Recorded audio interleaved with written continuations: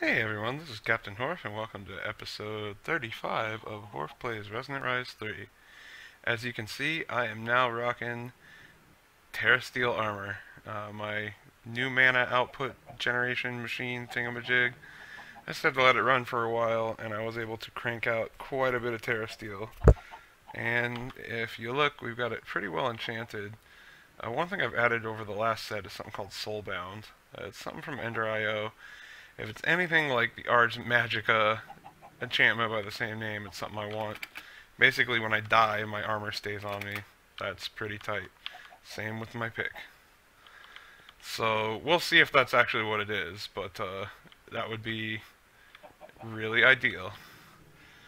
Alright, the first thing I want to do is a pretty simple thing.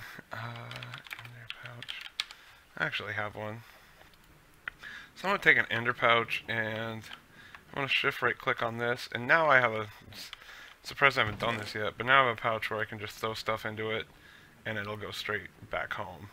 So if I was mining, for example, or if I have just a bunch of junk that I need to throw back in my base, I can just use that pouch to do that. So, very convenient, something you should really have. Alright, so the next big thing we gotta do is create a lot of Enderium. So, I've got some numbers worked up and stuff, and just need to check out a couple things, and then I think we're going to get started on this process. I recorded a bit last night, but I was really tired and like incoherently tired, so I ended up scrapping the footage, but I want to show you what I did real quick. It wasn't a lot. So I made this thing called a fluid assembler. Supposedly this is a place to put recipes like bucket plus water equals bucket of water. The water coming from our fluid crafting system. Oh, I have 65 buckets of life effort. I have 65 buckets of life essence. That's because I hooked an ender tank to the blood altar. So, on top of keeping this guy full, it siphons out whatever amount it can siphon out. Not enough to keep this thing empty, I don't think. Oh, maybe it is. No, I don't think so. This thing starts really slow. I have the top here. Those little things are fluid upgrades, which makes it pull fluid out a little faster. Anyway, I just figured it couldn't hurt to stockpile a large amount of blood essence or whatever it's called. I mean, what could it hurt? And I'm not really, otherwise it's just kind of going to waste. Yeah, 67 buckets. Also still got 100 some odd buckets of brine, which I don't really need, but I'll keep it on quote-unquote file. This is what I have set up for fluid import. Basically, you stick your ender tanks here, it hits this fluid interface, and so whatever fluids, this is the blood essence fluid tank, it just dumps right into here. So that's how we can get our fluids from anywhere into our main fluid ME system. The one fluid that I'm really concerned about right now is Enderium. So I want to teach this system how to make Enderium, and there's a lot of steps to that. And one of the steps includes a bucket of liquid ender. So I'm going to look into what I need to do next to start working towards that goal. So I ran power over here so I could put this magma crucible here. Actually, I already had this set up if you couldn't tell. I've got some Enderium blend here, and it's actually 4 that makes the recipe. So what I want to do here is, okay, so here we've got resonant ender, pulverized silver, tin, and shiny. I'm going to encode this pattern. Now normally it would take a bucket of ender, but what we're going to do is take this pattern. Oh, I already made it. Whoops. We're going to take this pattern and stick it in here. So normally, like if I took this pattern and stuck it in one of these guys, it's not even going to accept it, it looks like. Oh, maybe because that was actual Enderium. It'll accept it, but I don't think it'll work. Like if I were to try to make that, be like, oh, just make me 4 of that. You see, it's missing a bucket, so I don't have a bucket of resonant ender. However, we do have some resonant ender in our fluid system here, so we need an assembler that understands the way we work. So, no bucket, no problem. I think I have to go to this one now. Okay. We need to make a bunch, so it doesn't matter. No bucket.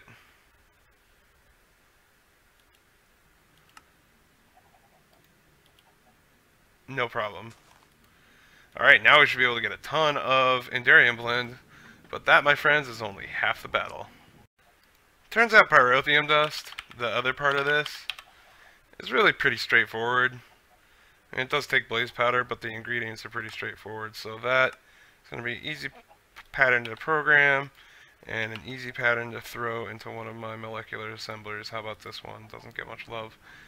So there we go. We should be able to make pyrotheum now. According to this, we can. Now the last step is if you take one pyrotheum and 2 Enderium,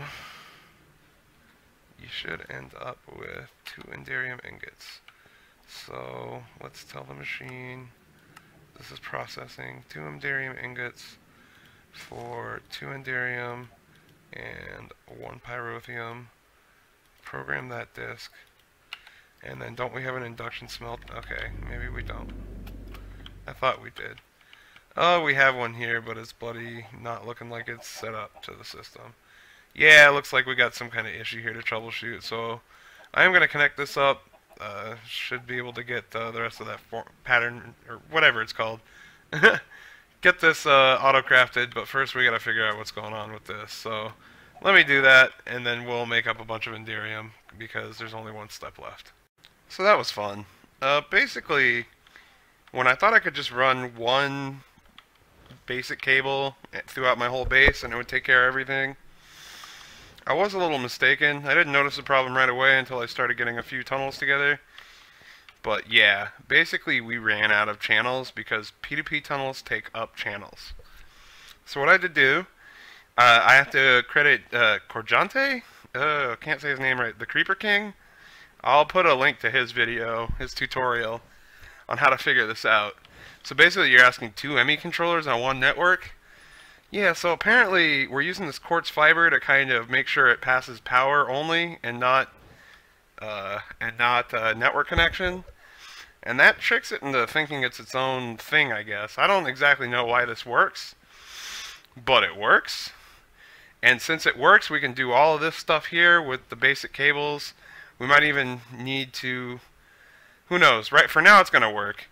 And then when we come down here, we put it down here, and then it sees this as just another side. So basically we have 32 channels to put P2P nodes on now. And we kind of need it because we ran out. So now all this works. All these work as far as the interfaces work. All these work. So we're back in business. We did kind of run into a problem there when we tried to hook up all the new stuff, but as you can see, I've got a lot of recipes in here now. And so we're going to try to get back to the task of making this, making Enderium basically automatically. So we have the pyrotheum dust, and we need to get the Enderium blend basically. So Enderium blend, if we go back to that. Now remember we have, oh, we have it in here, Enderium blend. So that's all taken care of in here. So we're doing great. The only thing now that I'd kind of like to add is I don't usually keep pulverized anything around, at least not a lot. So I'd like to teach the system how to pulverize shiny metal, tin, and silver. It's actually quite a simple process. Shiny, not shinty. Okay, we already have the pulverized, which is great. So shiny, tin, and silver. And I need a 10. I actually have a couple different kinds of tin dust, so I want to see which one actually this machine makes. Later I might try to figure out, I had something that helped with the ore dictionary earlier. I might try to reprise that basically. So I was going to throw this in here and go to tin and watch which one of these piles of, okay, so it's this one. So tin, oh, it's called the mechanism, tin dust. So tin dust, shiny dust, silver. How many kinds of silver dust? I only see one kind of silver dust, so silver dust. So we're going to go into the pattern terminal now, and say tin ingot makes a tin dust. Yeah. And the shiny ingot makes shiny dust. Yeah. And silver ingot makes silver dust. Right? And then we can throw these all into our crusher. Crusher is the mechanism pulverizer. The reason I'm using it is basically just because I don't need any special, some of the other pulverizers you get extra stuff from. This does just basic ore doubling, but I'm just using this to grind up metals, so it's always 1-for-1, and it's super fast. The crusher really is fast. So I should be able now, let's see, Indarium from scratch.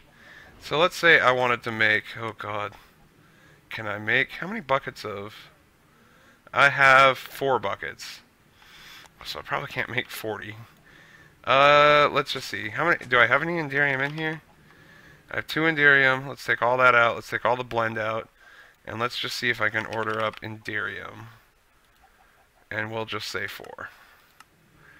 Okay, look at that. Most of it's available, but let's go.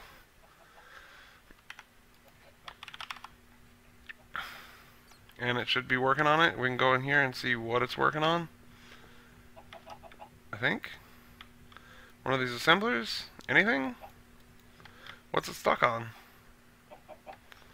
What are you stuck on? Oh, it's using the induction smelter, duh. I just saw the lights on that go off. So it's got to take pyrotheum and the Indarium blend in the smelter. Indarium. Oh, look at that, 4 Indarium. Lovely. Let's do it again. Let's say 10. Oh, we do not have the resources on hand. We're missing pulverized tin? I thought I taught you how to make pulverized tin. So, I don't know why that's having a problem. Let me figure out why that's happening. I think it's probably just the wrong type of tin. So we'll get that figured out and I'll be right back. Alright, I'm back, and now as you can see, it's got everything it needs on hand except for the Indarium blend and the pyrotheum, which it's going to make from all of the available ingredients. So, pretty awesome. It's using the right kind of tin now, and it recognizes that we have tons. So, sweet. Let's give it a shot.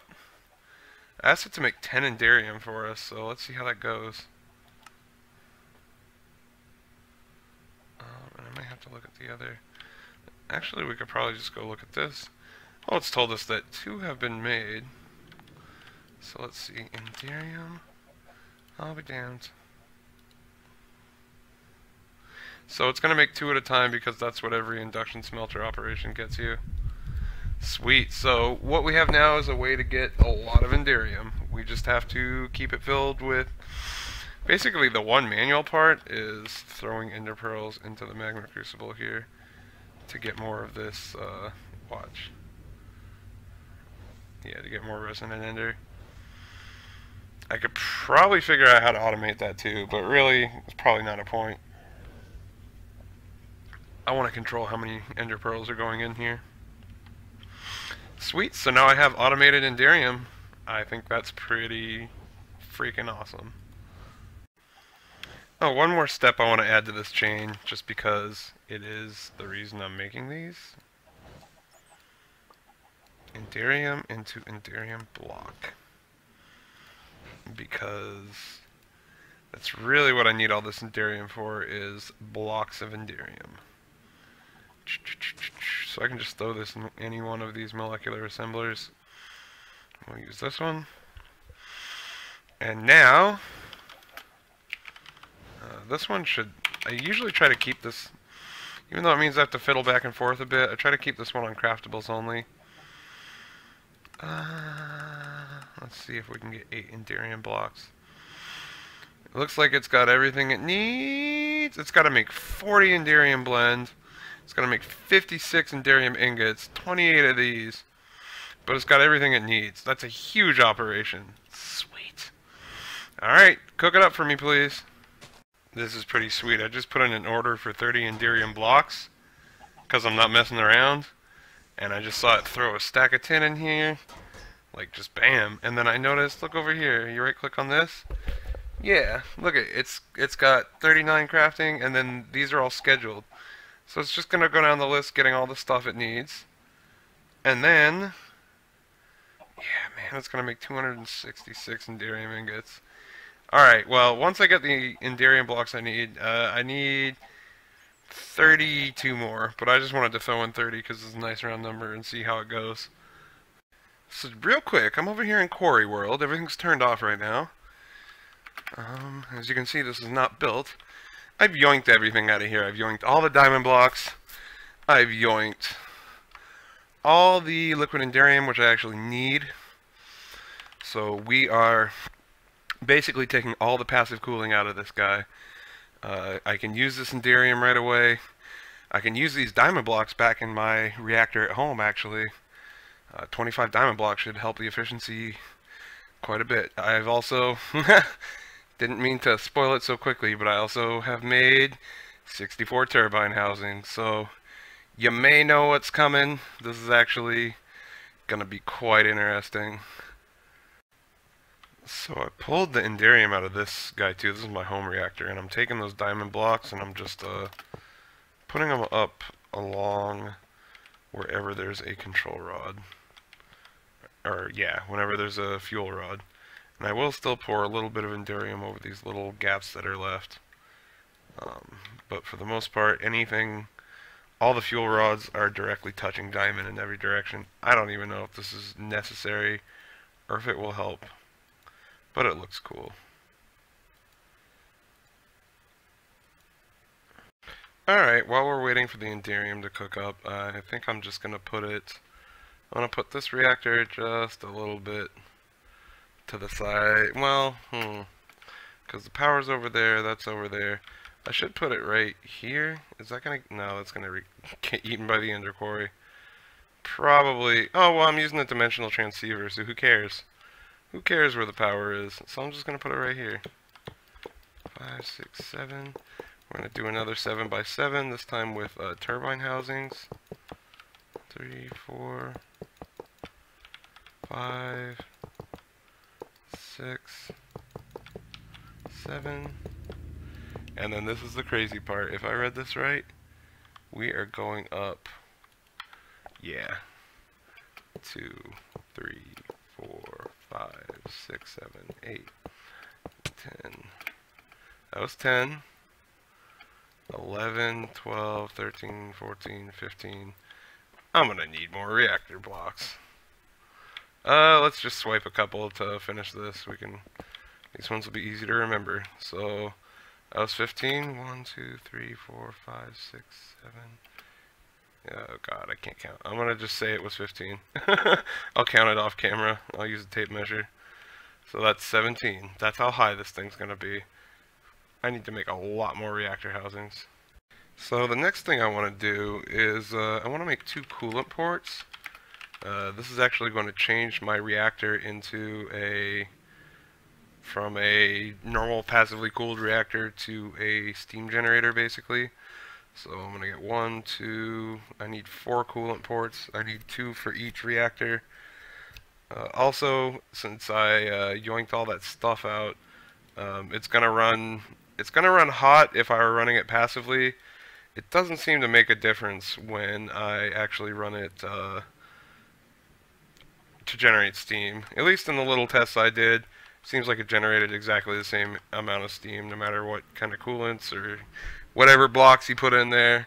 So to make the turbine housing takes a little cyanite, so you do have to run your tier 1 for a while, and then it takes some nether quartz, which I hope I don't run out of. But I'm gonna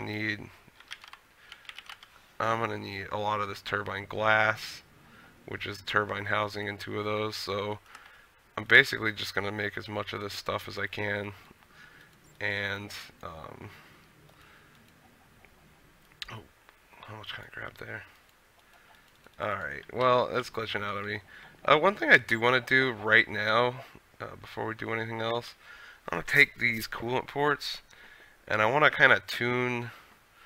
So the ideal RF per tick, I guess, for one of these types of reactors is, well, I guess 2,000 millibuckets is like the max.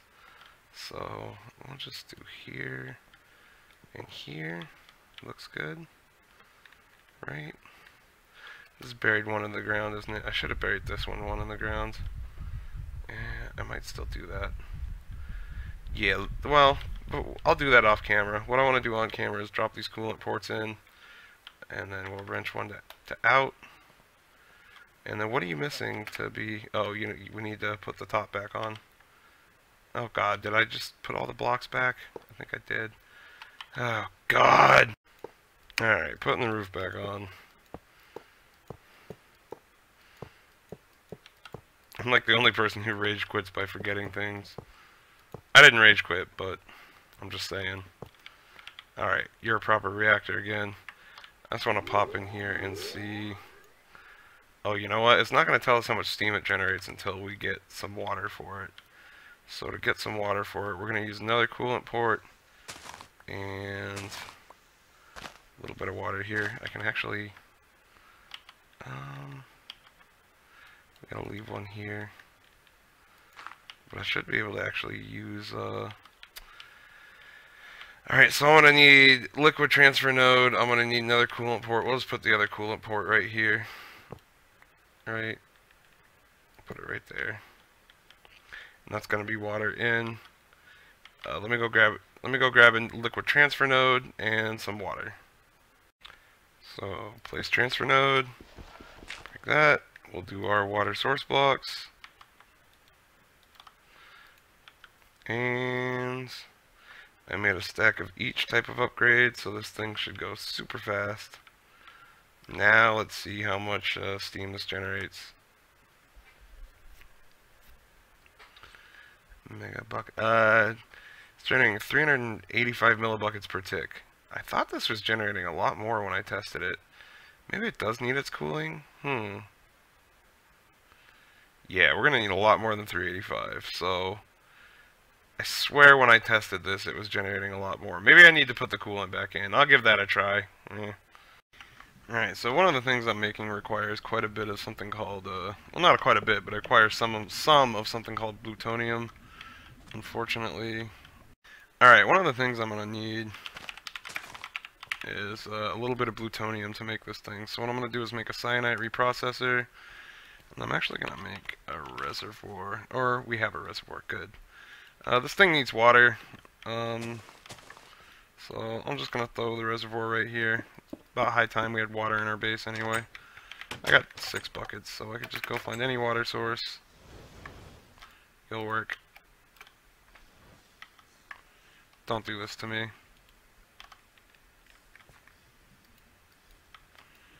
Oh god. Are you serious?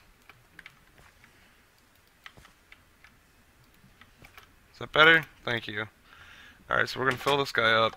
And then I've got a stack of cyanide. By the way, you don't have to actually process it to make... You can turn yellorium into cyanide with a little bit of sand if you need cyanide. You don't have to wait until the reactor uses it. Just a pro tip. We'll put a cyanide reprocessor on top. It's going to accept liquid from the bottom. Right. Well, let's throw cyanide in here. I thought it needed water. Maybe it doesn't. Let's tell this thing to push water.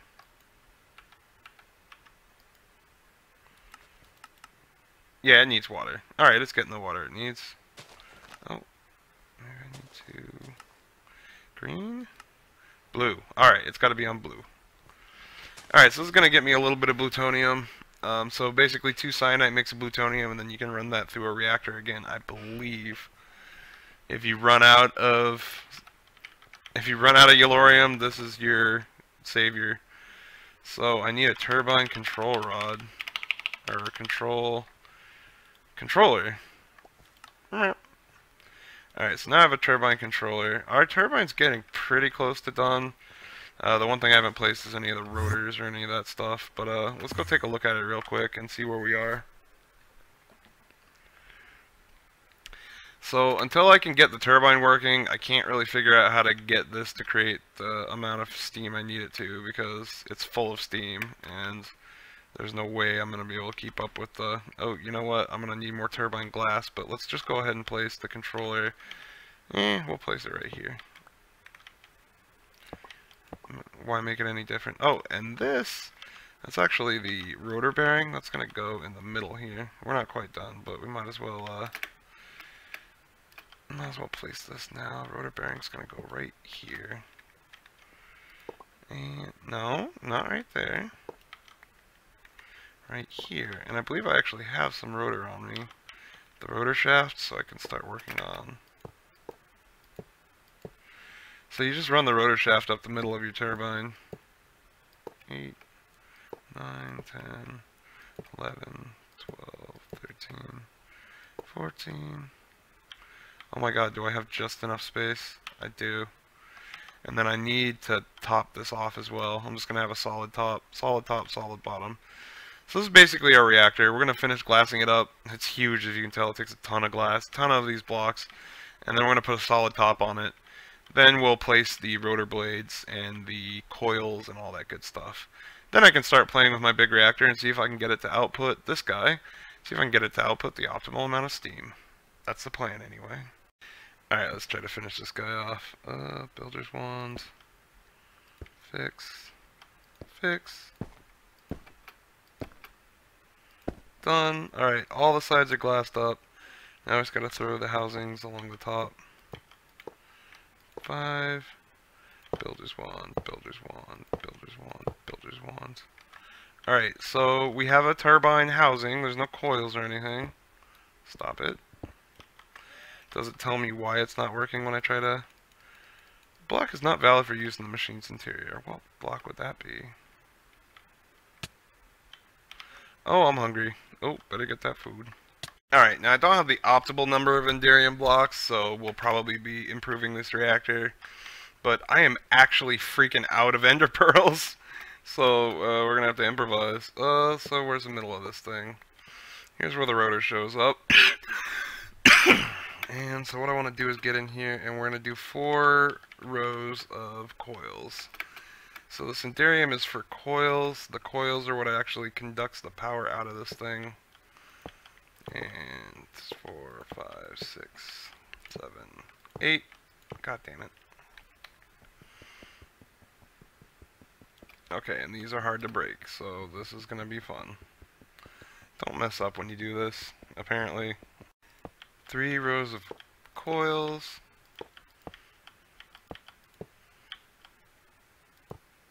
And then we're going to go down here and we have rotor blades. So I'm going to do rotor blades here, here, here, and here. And then through the magic of Builder's Wand, I think I can just go like, oh yeah. So that's 80 blades. That's supposed to be optimal, although you can see we still have 2 spaces left for coils. Someday. Anyway, let me break my way out of here. The glass is a lot harder than the actual reactor metal, the housing. Alright, so now we have a coil, we have a bunch of rotors, and let's seal this guy off. And what are we missing now? Oops. Block is not valid in interior, and it actually tells you exactly what block it is. So let me find it real quick. All right, so apparently some genius didn't finish the floor, and apparently it's causing some problems. So you know, finish your floors, and I gotta wonder like how far does this plague spread? Remember when I brought it one down? Yeah. I think I forgot to do the trim around the... So, that's what's causing the problem. Once I get all that done. And I guess we're going to have a second layer of metal, which is not a problem. And let's close up this glass here. So I think once I clean up around the edges here, we should have a good reactor. So let me do that. Alright, well aside from being in the ground, or having dirt for some of its boundary, it turns out that I was trying to use reactor liquid ports, coolant ports, and you have to use turbine fluid ports. Which I hopefully can do.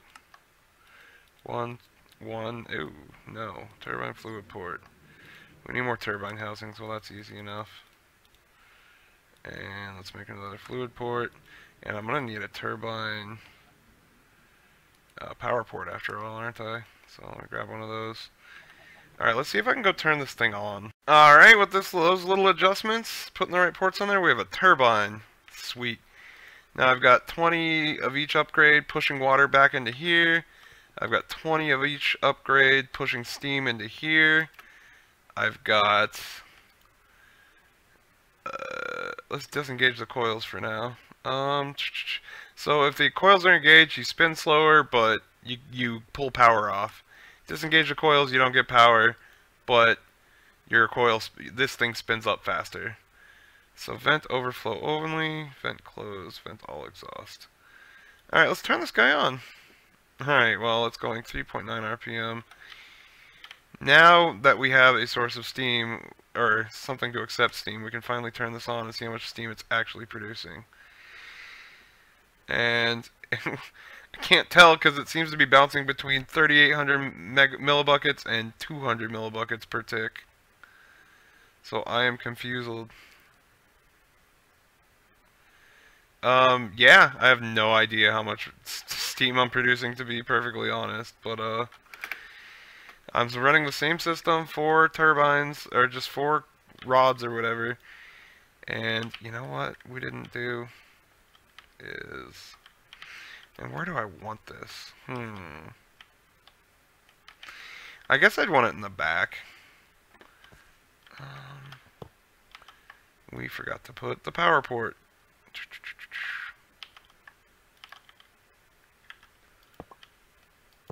Oops. Hey, now. I'll put it there for now. RF per tick, we're not generating yet. So I want to see how fast I can get this rotor to spin. The more time you give it, the faster it goes.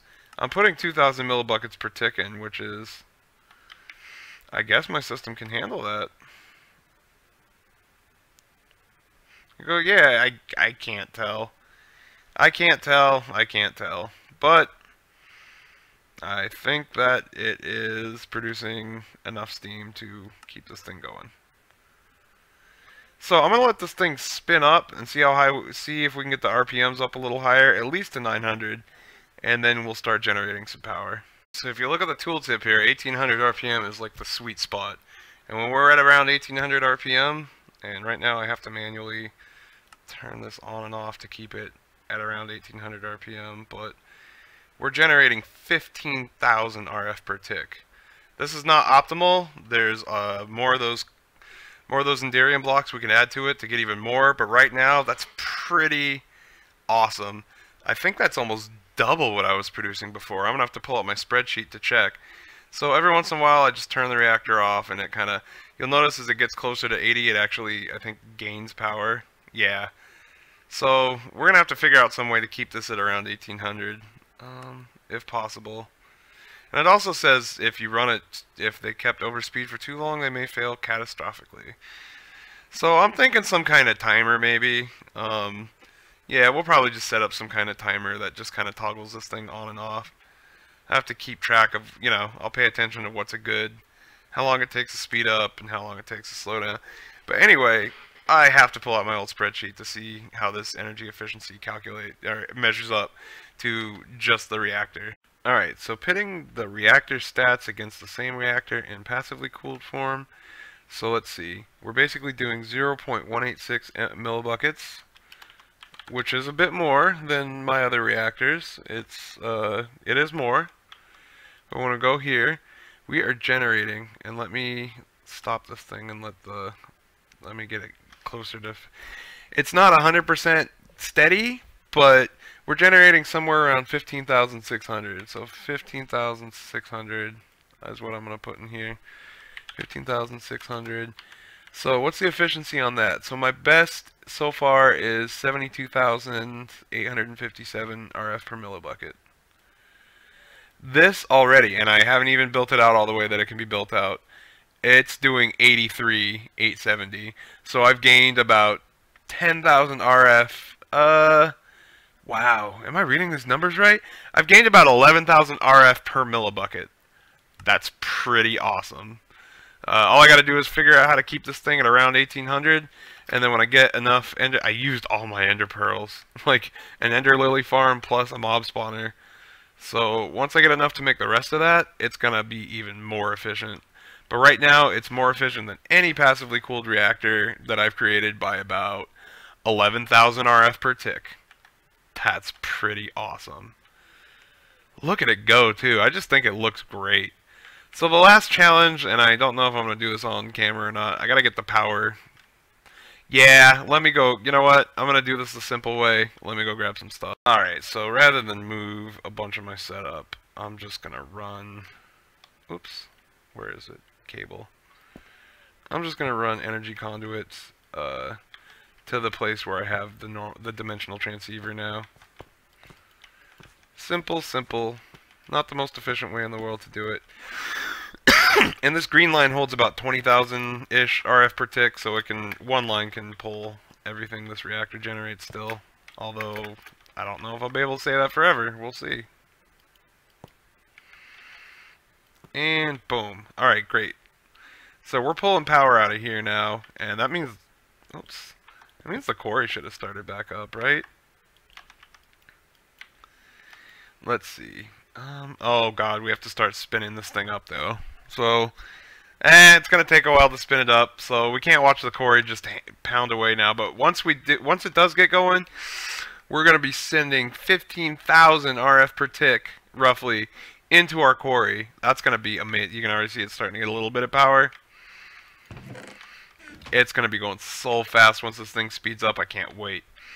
Anyway, we're going to have to wait till next episode to see that because we are out of time. So, as always, thanks for watching. I appreciate it. If you have any likes, I'll take them. If you have any comments, questions, etc., please leave them below in the comments. That's what they're for. I really do hope you're enjoying watching my series. I am definitely enjoying making it.